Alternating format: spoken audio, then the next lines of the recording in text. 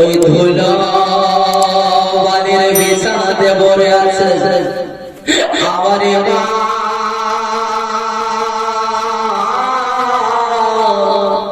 ইমামে হোসেন যেদিন তিনি ছোট ছিলেন বাবা, আমার নবী মুস্তাফা একদিন ইমামে হোসেনকে নিয়ে খেলাধুলা করছেন।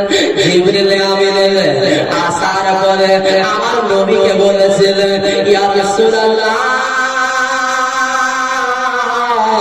ও আল্লাহর নবী, আপনার নাতে আজকে আপনি তাকে নিয়ে খেলাধুলা করছেন, কিন্তু আপনার নাতে একদিন ইরাকের ধরতিতে কারবালার মাটিতে আপনার নাতি শহীদ হয়ে যাবে।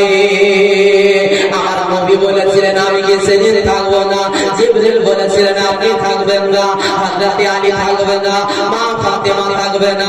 আমার নবী সেদিন অঝর নয়নে কেঁদেছিলেন। আর জিবরিলকে বলেছিলেন, জিবরিল যাও, তাড়াতাড়ি যাও, ওই কারবালার এক মুষ্টি মাটি আমাকে তুমি এনে দেখাও।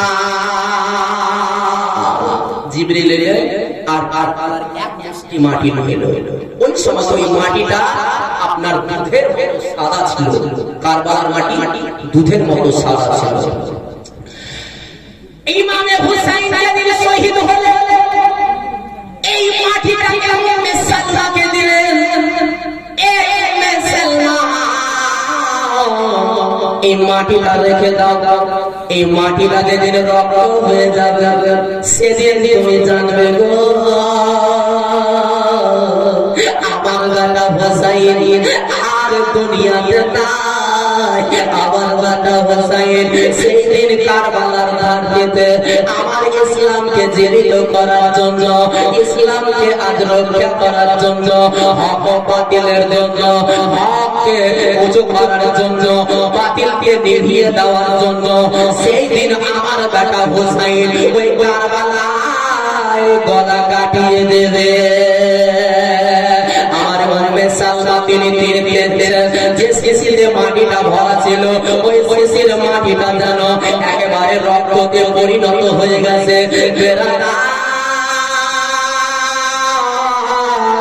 ইরাকের ধরতিতে একটা গির্জা ঘর আছে, একটা গির্জা ঘর আছে। এই গির্জা ঘরের মধ্যে হযরত ইয়াহইয়া আলাইহিস সালামকে শহীদ করে দেওয়ার পরে তার শরীরের যে কাপড়টা ছিল, এই কাপড়টাকে লটকিয়ে রেখে দেওয়া হয়েছে। এই কাপড় থেকে সেই দিন রক্ত বেরিয়েছিল যেদিন আব্দুল্লাহ জন্ম নিয়েছিলেন সেদিন। আর দ্বিতীয়বার ওই কাপড় থেকে টাটা রক্ত ঝরতে লাগলো যেদিন আমার ইমাম শহীদ হয়ে গেলেন। ফোরাতের পানি যেন উছলাতে লাগলো, শুধু ফোরাতের পানি নয়, দুনিয়ার সমস্ত পানি, আপনার পৃথিবীর সমস্ত পানি একে অপরকে যেন মারতে লাগলো। একেবারে ঢেউ, বড় বড় ঢেউ আসতে লাগলো, পানি যেন উছলাতে লাগলো। বেড়ানা থেকে যেন পানি বর্ষিত লাগলো, কিন্তু এই পানিটা আসলে পানি ছিল না। আকাশ থেকে একেবারে টাটকা রক্তের পানির যেন ফোয়ারা ঝরতে লাগলো। সুবহানাল্লাহ, সুবহানাল্লাহ। কারবালাতে যেখান থেকে পাথর ওঠা, পাথরের নিচে যেন রক্তের যেন মানে গোটা গোটা রক্ত জমে জমে আছে।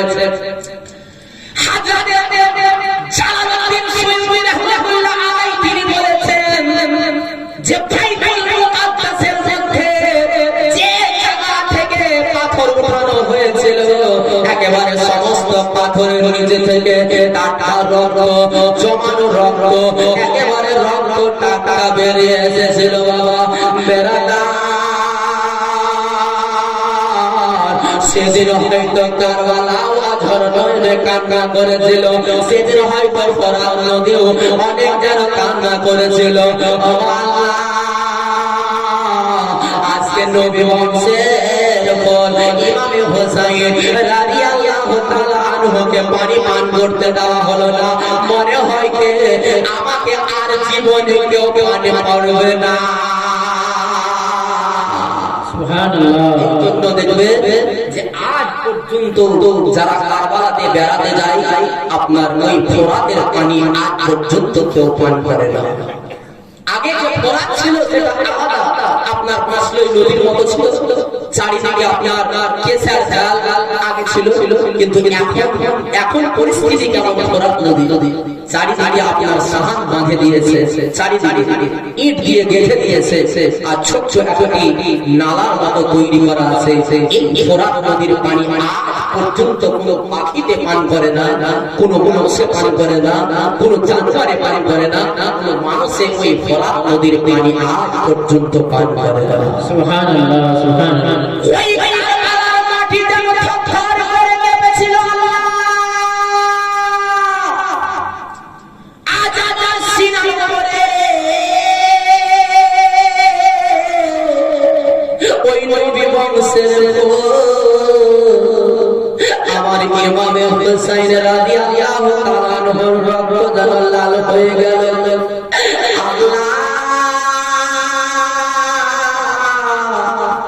আমি কিয়ামতের দিবসে হাসরের ময়দানে আমি কিয়ামত করে মুখ দেখাবো।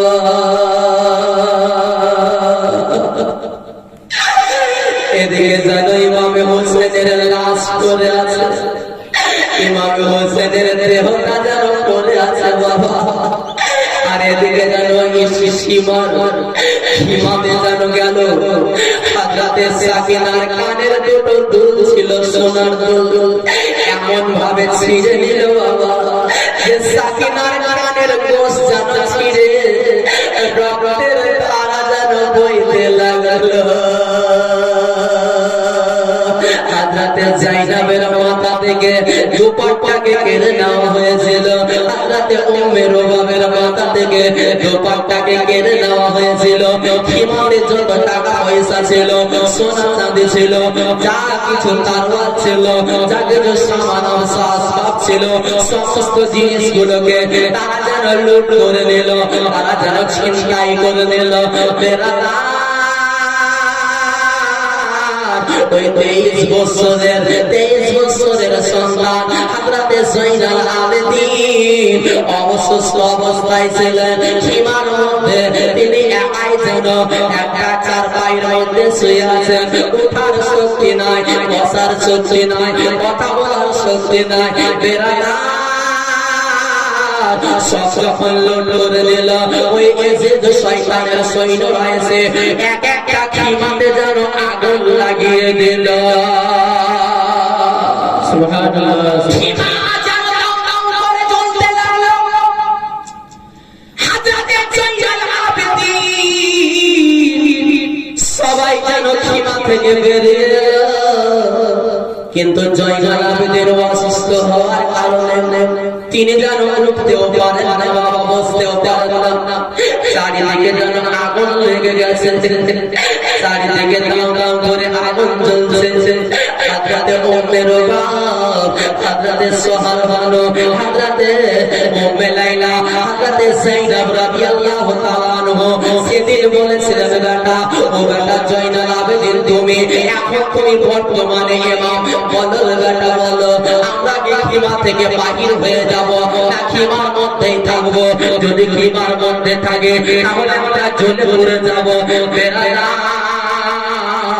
আমার যায়েনাব রাদিয়াল্লাহু তাআলা আনহা তিনার মাথা থেকে যখন দুপাট্টা কেড়ে নিল বাবা, আমার যায়েনাব নিজের মুখটাকে ছোপাবার জন্য, পর্দা করার জন্য হযরতে যায়েনাবের মাথাতে লম্বা লম্বা চুল ছিল, ওই লম্বা চুলগুলোকে পেছন দিক থেকে নিয়ে একেবারে আগে দিকে করে চুলের আড়ালে নিজের মুখটাকে টেনে ঢেকে দিলে।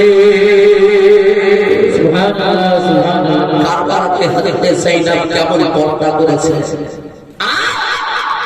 কেমন পর্দা করেছিলেন যে মাথা থেকে যখন দুপাট্টা কেড়ে নিল মাথাটা উদাম হয়ে আছে। যায়েনাব চিন্তা করেছিলেন যে আকাশের সূর্য আমার মাথার চুল হয়তো দেখে নেবে, আসমান হয়তো আমার মাথার চুল দেখে নেবে, আসমানের ফেরেশতারা হয়তো আমার মাথার চুল দেখে নেবে, এই জন্য হাতে আমার চেহারা দেখে নেবে, এই জন্য যায়নাব কি করেছিলেন নিজের মুখখানাকে পর্দা করার জন্য লম্বা লম্বা চুল দিয়ে আর মুখটাকে ঢেকে নিয়েছিলেন। এক এক করে যখন অন্য খিমাতে গেলেন, সব খিমাতে যখন আগুন লেগে গেল, আর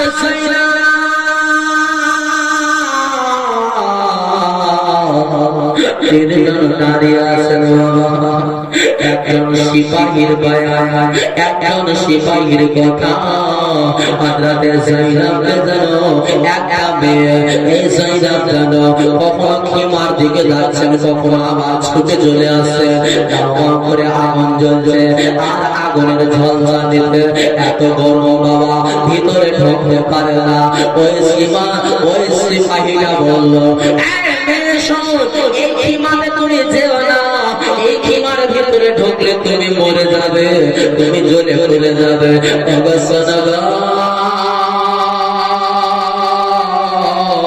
তুমি এখান থেকে দূর হয়ে যাও, অন্যদিকে চলে যাও। যদি তুমি এইখানে দাঁড়িয়ে থাকো তাহলে তোমার প্রাণ যাওয়ার আশঙ্কা আছে, এই জন্য তুমি দাঁড়িও না। সেদিন যায়নাব যেন উচ্চ স্বরে বলেছিলেন, ওরে সিপাহী শোন রে, এই খিমারের ভিতরে আমার যে জান ভরা আছে, আমার যে মন ভরা আছে, আমাদের যে বংশের বোন হযরত যায়নাল আবেদীন খিমাতে শুয়ে আছে। আজ যদি যায়নাল আবেদীন আজ যদি ইন্তেকাল করে যায়, আমনে পুড়ে যায়, কারবালাতে শহীদ হয়ে যায়, তাহলে দুনিয়াতে আর জীবনে ওই সৈয়দ বংশের মানুষ দুনিয়াতে থাকবে না। সুবহানাল্লাহ, সুবহানাল্লাহ। হযরত যায়নাব তিনি যেন আগুনে একেবারে ঝাঁপ দিয়ে দিলেন, আর ঝাঁপ দেওয়ার পরে ওই ভিতরে গিয়ে যায়নাল আবেদীনকে ধারে করে নিয়ে বাহির করে নিয়ে বেরায়া। আবার যায়নাল আবেদীনের যখনই তিনি বেহুশ হয়েছিলেন, চোখ দুটোকে যখন খুললেন বাবা, আবার তিনি দেখলেন যে আমার বাপের মাথাটা একটা তারওয়ালের আগালে যেন লাগানো আছে। সুবহানাল্লাহ, সুবহানাল্লাহ। একটা অসুস্থ বেটা মনের যন্ত্রণাটা আপনি অনুভব করুন সেদিন, যে নিজের বাপের কাটা মাথাটা দেখছে তারওয়ালের আগালে লাগানো আছে। আবার যায়নাল আবেদীন হযরতে যায়নাব রাদিয়াল্লাহু তাআলা আনহু সেই দিন কারবালাতে আমার যায়নাব তিনি এত বাহাদুরি দেখিয়েছিলেন, কারবালাতে এত কষ্ট দেওয়া হয়েছিল তাদেরকে। এই কারবালা হযরত ইমাম হোসেন রাদিয়াল্লাহু তাআলা আনহু তিনি কেন বা কারবালাতে শহীদ হলেন, এই প্রশ্নটা যদি আপনাকে করা হয়, আমরা অনেক অ্যাভেলেবল কারবালার ঘটনা শুনি, মোবাইলে শুনি। আজ অনেকেই জালসা শুনতে আসে না, কেন জানেন? কেন? এরা ইউটিউবে বাড়িতে বসে বসে জালসা শুনে মৌলবি হয়ে গেছে। ও কমপ্লিটলি মৌলবি, জালসা শুনে মানে মোবাইলে জালসা শুনে কমপ্লিটলি মৌলবি হয়ে গেছে।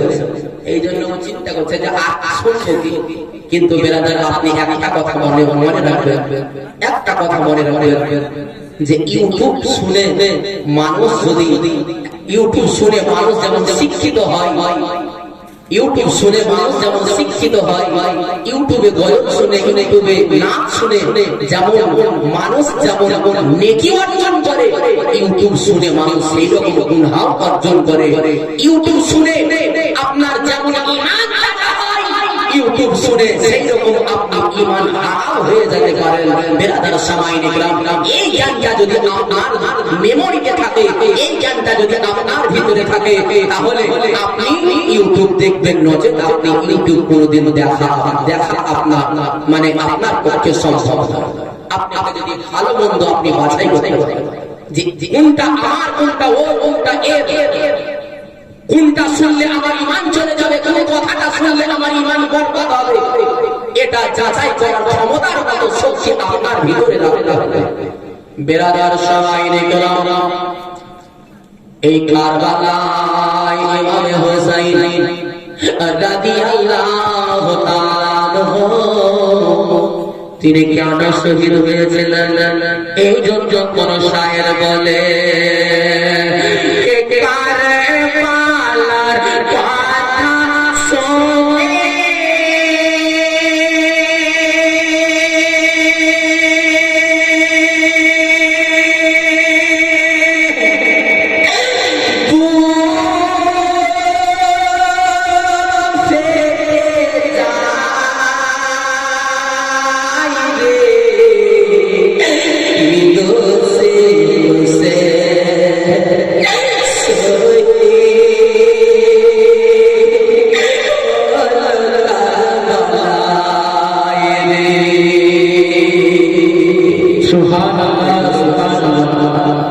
की दोस्ती हुसैन शहीद और करबलाए रे करबलार কথা শুনে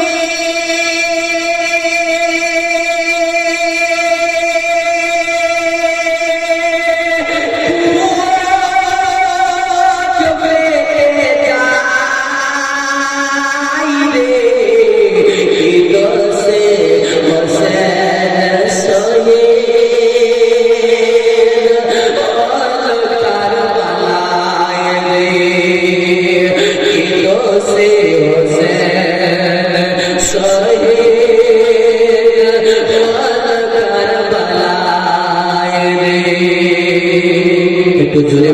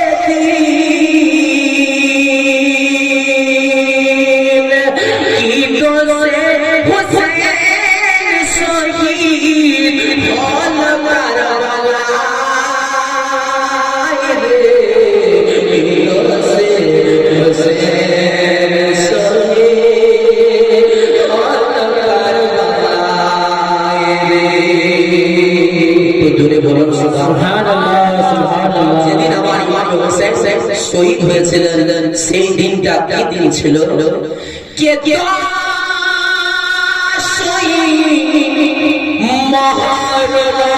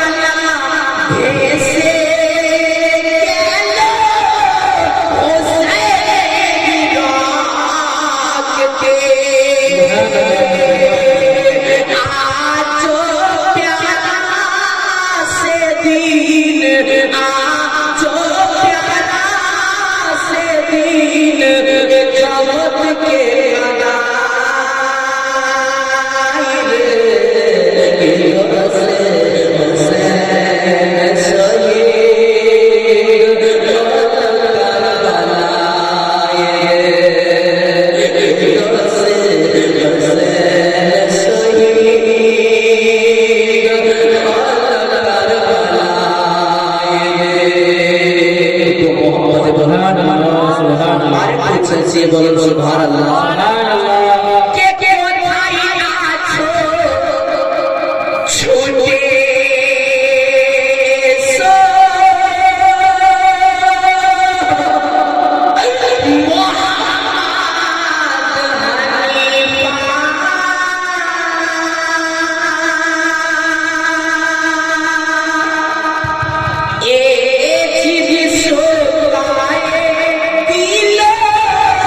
তোমার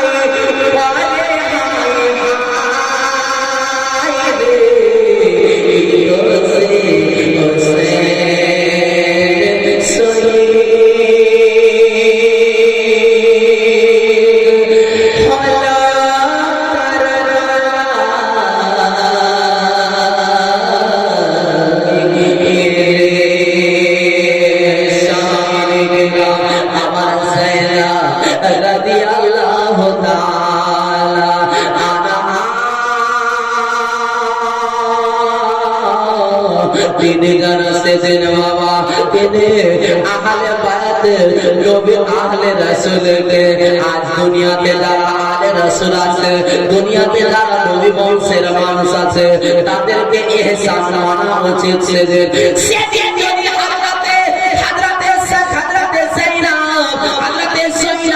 যদি যদি সীমা থেকে বাহির করে না আনতে তাহলে আজকে দুনিয়ার মধ্যে এই আলে রাসূল জিন্দা থাকতো না।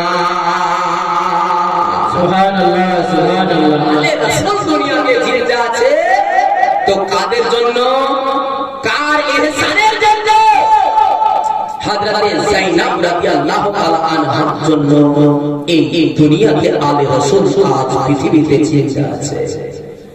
আমার যায়েনব রাদিয়াল্লাহু তাআলা তিনি জানো বাবা এদিকে যারা কাফেররা অত্যাচার করে সব কেড়ে দিল সব জ্বালিয়ে দিল কোথায় বসবে কোথায় বসবে একটু কোনো জায়গা নাই বেলাটা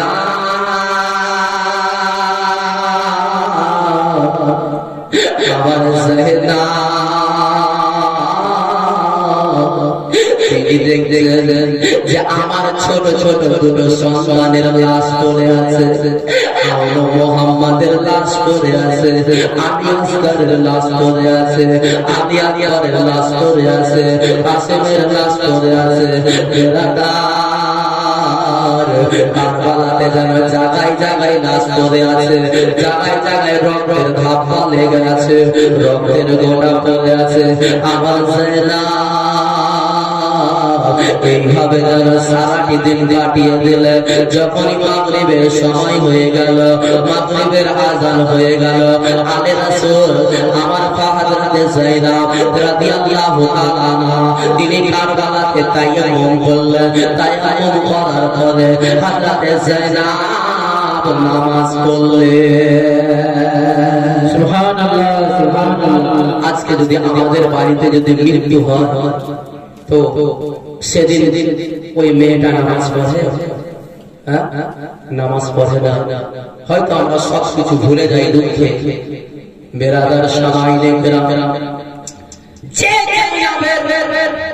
বেটা শহীদ হয়ে গেল ভাই শহীদ হয়ে গেল ভাতিজা শহীদ হয়ে গেল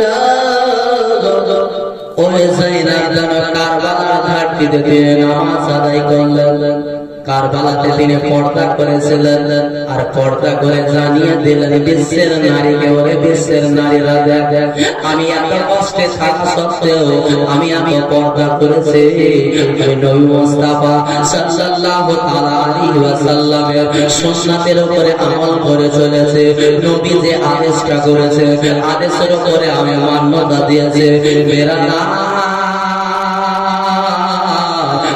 শুধু আজকে জীবনে শুনলে হবে না আজ 50,000 টাকা দামের বকবা আপনি নিলেন 30,000 টাকা দামের বকবা নিলেন আপনি বকবা শুনলেন বকবা শুনলেন বকবা আপনি যতটা শুনলেন খুব ওয়াহ করলেন আর সকাল যেমনই হয়ে গেল সোনার চালের ভাত যে ভাতটা আপনার পায়খানা তৈরি হলো আপনার পায়খানা সকালে যেমনই হয়ে গেল পায়খানার সাথে ওয়াজ নেমে আপনার চলে গেল একটাও কিছু থাকলো না সব চলে চলে সোনার চালের ভাত যখন পেটে গেল আর সকালবেলায় যখন পেট গুনগুন করছে যে পায়খানা গেছে পায়খানাতে বসে খুব করে পায়খানা করে দিলেন সব চলে গেল পায়খানায় আর চলে খালি টাকা খরচাই করা হলো আপনার বরবাদি করা হলো বেরাদার এই কারবালার ঘাটতিতে আপনাকে শিক্ষা দেওয়া হলো যে আপনি হক এবং বাতিলের সঙ্গে আপনি যুদ্ধ করেন কারবালার ঘটনা শুনে আপনি কি শিক্ষা পেলেন হক বাতিলের সঙ্গে আপনি যুদ্ধ করেন তো আপনি বলবেন মৌলভী সাহেব কার সাথে যুদ্ধ করব একবার বলেন কার সাথে যুদ্ধ করব বাপের সাথে না ভাইয়ের সাথে কার সাথে যুদ্ধ করব আমার নবী বলেছেন শোনো ইমামে হুসাইন কারবালাতে যুদ্ধ করেছে ইয়েজিদি সৈন্যর সাথে হক ও বাতিলের জন্য ইসলামকে বাঁচানোর জন্য হে আমার উম্মতিরা শোনো এই কারবালার ঘটনা শুনে তোমাকে কোনো মানুষের সঙ্গে যুদ্ধ করতে হবে না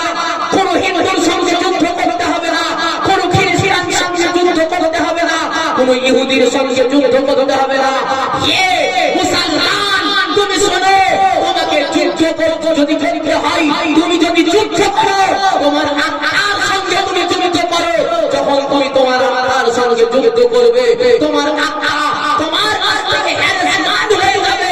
তখন তুমি হক পথে আসবে আর বাতিল তোমার কাছ থেকে বাহির হয়ে যাবে। সুবহানাল্লাহ সুবহানাল্লাহ। বিরাদার সামাইনে কিরাম, কিন্তু আপনার বাতিল হক, বাতিল আত্মা তো আপনার ভিতরে ঢুকে আছে। এর সাথে তো আপনি যুদ্ধ করতে পারেন না, যুদ্ধ করতে পারেন না। এর সাথে অপরের ভয়ে আপনার সুসা লাগা আছে, একটা গুলি খেলে খেলে চলে এলেন। হ্যাঁ, আপনি তার সাথে যুদ্ধ করেন, আত্মা যদি বলে আপনি বলবেন তুলতে হবে না। অপরের জমির শোষা বিনা বলাতে খেলে আর এই শোষা খেলে রক্ত যেটা হবে সেটা আপনি রক্ত হবে। আপনি নিজের আত্মার সঙ্গে যুদ্ধ করেন। আপনাকে কারবালা যেতে হবে না যুদ্ধ করতে, আপনাকে ফিল্ডে যেতে হবে না, কারগিলে আপনাকে যেতে হবে না, আপনাকে বর্ডারে যেতে হবে না। আপনি বাড়িতে বসে বসে নিজের আত্মার সঙ্গে যুদ্ধ করেন। যেদিন আপনার আত্মা আপনার কাছ থেকে হেরে যাবে, সেদিন আপনি একজন নামাজি হবেন, সেদিন পরেশগার হবেন, সেদিন মুত্তাকি হবেন, সেদিন একজন আপনি মানুষের মতো মানুষ হবেন। নজর আপনি জীবনে মুরিদের মানুষ হতে পারবেন। বিরাদার সামাইনে গ্রাম, আজ হচ্ছে মৌলভী সাহেব 5 ওয়াক্তের নামাজ পড়ছি তো দোয়া করছি, তো দোয়া আল্লাহর কাছে কবুল হয় না কেন? হবে কি করে তোমার দোয়া কবুল? মসজিদ থেকে বাহির হওয়া মাত্র তুমি গাল দিচ্ছ, জিভে একবার পিস্তি আছে, মুখ থেকে গাল বাহির হয়ে গেল। কেউ যদি কাউকে ফোচকামো করে গাল দেয় তবুও তাকে গুনাহ হবে। কেউ যদি ফোচকামো করে যদি মিথ্যা কথা বলে তাও গুনাহ হবে। একজন নামাজি হয়ে অপরের গাছের আম পেরি খাবে আর ওই আম তোমার জিভাতে লাগবে, এই জিভা দিয়ে যখন তুমি দোয়া করবে তো দোয়া কবুল হবে আল্লাহর কাছে। আল্লাহর কাছে কবুল হবে। ই নামাজি বলছে মৌলভী সাহেব দোয়া কবুলই হয় না কেন? কোন দোয়া কবুল দেন কিনা যে দোয়া কবুল হয়? ই যুদ্ধ করো কেন? তুমি যুদ্ধ করো তাহলে আমার দোয়া কবুল হবে। বেরাদার আমার ইমাম হুসাইন রাদিয়াল্লাহু তাআলা আনহু তিনি নিজের আত্মার সঙ্গে এমন যুদ্ধ করেছিলেন। ইমাম হুসাইন নিজের আত্মাকে নিজের কন্ট্রোলে করেছিলেন। আল্লাহর ওলি হওয়া এত কথা নয়, আল্লাহর ওলি হতে গেলে নিজের আত্মাকে নিজের কন্ট্রোলে করতে হবে।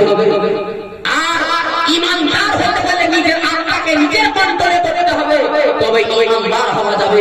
মুত্তাকি হতে গেলে নিজের আত্মাকে নিজের কন্ট্রোলে করতে হবে, তবেই মুত্তাকি হবে। নামাজি হতে গেলে নিজের আত্মাকে কন্ট্রোলে করতে হবে। আপনি যেদিকে বলবেন এইদিকে চল, আত্মা আপনার সেদিকে চলবে। আপনার রূহ সেদিকে চলবে, আপনার কথা মোতাবিক চলবে। আপনি যদি বলেন ওইদিকে যেতে হবে না, তো আপনার ওইদিকে যাবে না। বেরাদার সামাইনে গ্রাম, এই কথাগুলো যেদিন আপনার ভিতরে আসবেন আপনি জানবেন যে আমি একজন সম্পূর্ণভাবে একজন মুসলমান হয়েছে। আজ নামধারী মুসলমান খালি ছিঁড়ি ছিঁড়ি গোস খেতে মানে শিখিলিয়াছি মুসলমান হয়েছে, এরই নাম মুসলমান। বেরাদার সামাইনে গ্রাম, আজকে যাদের ভিতরে আদর নাই, যাদের ভিতরে বেরাদার সামাইনে গ্রাম, যাদের ভিতরে আজকে নবী আজ ইসলামের আদর্শ নাই, আজ যাদের ভিতরে নবীর সুন্নাতের আমল নাই, তারা কোনোদিন জীবনে কোনোদিন মানুষ হতে পারবে না। বলছে মৌলবীদের, এরা মৌলবীরা যদি স্টেজে না বলে এরা টাকা পাবে না, ধরি কেমন টাকা দিবে এদের বলার ভাগ এরা বলছে, এদেরকে বলতে দে, এদেরকে বলতে দে, এরা বলবে। ওরা বলছে, ওরা বলে আমরা শুনবো। মুআজ্জাজ সামাইনে কিরাম, আজ আমরা অজান্তে এত বড় বড় গুনার কাজ করি, এত বড় বড় গুনার কাজ। আজ যদি আপনাদের সাপোজ আপনাকে আমি বোঝাই যে এই পাড়াতে কেউ যদি কোনো একটা ছেলে কোনো একটা মেয়েকে যদি ধর্ষণ করে, ধর্ষণ কাজটা খারাপ না ভালো? খারাপ নয়, খারাপ। ধর্ষণ কাজের মতো ঘৃণ্য কাজ পৃথিবী তার কিছু না। তো কোন ছেলে যখন ধর্ষণ করবে কোনো একটা মেয়েকে, 4 জনা মিলে কোন ধর্ষণ করবে, তাহলে ওই সমস্ত ছেলেগুলো খারাপ তাদের গ্রামের সমস্ত মানুষের চোখে যখনই তাকে দেখবে খারাপ চোখে মানুষ দেখবে। কিন্তু ধর্ষণের চাইতে আমরা বাড়িতে বসি মসজিদে বসি আমরা কানটাতে বসি চায়ের দোকানে বসি আমরা ধর্ষণের চাইতে বেশি এবং সুদ খাওয়ার চাইতে বেশি বড় গুনার কাজ আমরা করছি। চার দোকানে বসি মসজিদে বসি মসজিদের কানটানে বসি আপনার মাঠে বসি গরু চড়তে যাই ছাগল চড়তে যাই ঘাস কাটতে যাই ধর্ষণ এবং সুদ খাবার মতো যখন কাজের মতো তার চাইতে বেশি গুনাহ আমরা করেছি, তার চাইতে বেশি বড় গুনাহ। আপনি বলবেন মৌলভী সাহেব কেমন করি কমেছে, এর চাইতে বেশি বড় গুনাহ হতে পারে কিছু? বেরাদার, আমার নবী মুস্তাফা হাদিস বর্ণনা করেছেন। আমার নবী মুস্তাফা বলেছেন কোন সম্মানী ব্যক্তির যখন কেউ অপমান করবে, অসম্মান করবে, কোন সম্মানী ব্যক্তিকে যখন অপমান করবে আর বড়দের যখন আদব করবে না, বড়দেরকে ছোটদেরকে ভালোবাসবে না, বেরাদার আমার নবী মুস্তাফা বলেছেন একজন সুদখোর যতটা নেক গুনাহ পাবে, একজন ধর্ষণ করে যতটা গুনাহ পাবে তার চাইতে বেশি গুনাহ ওই ব্যক্তি কামে চাই দোকানে হোক, মাঠে হোক, ঘাটে হোক, মসজিদে হোক, মাদ্রাসাতে হোক, যেখানেই হোক না কেন ওই ব্যক্তি সুদ খাবার চাইতে বেশি বড় গুনাহ কামে হবে। তো এই কাজটাই অ্যাভেলেবল হচ্ছে না হয় না এখন দুনিয়াতে? অ্যাভেলেবল হয়েছে। বেরাদার সময় নেই যারা সম্মানী ব্যক্তি তাদের আমরা সম্মান করতে পারি না।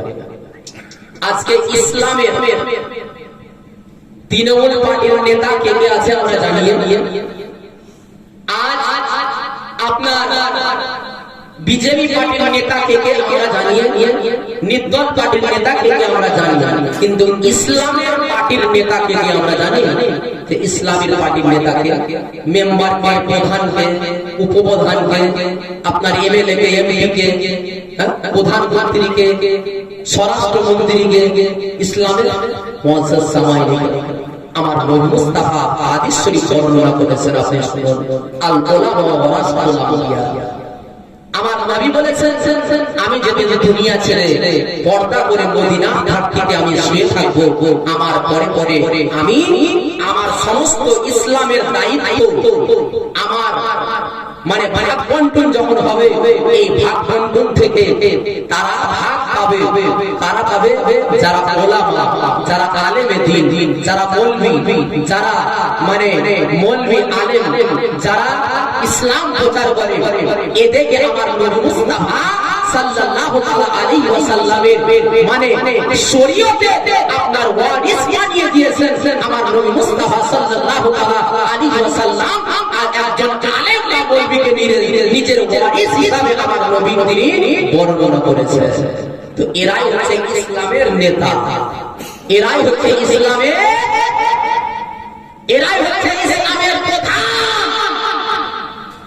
এরাই হচ্ছে ইসলামের এমএলএ, এমপি, মুআজ্জাজ সামাইনি کرام।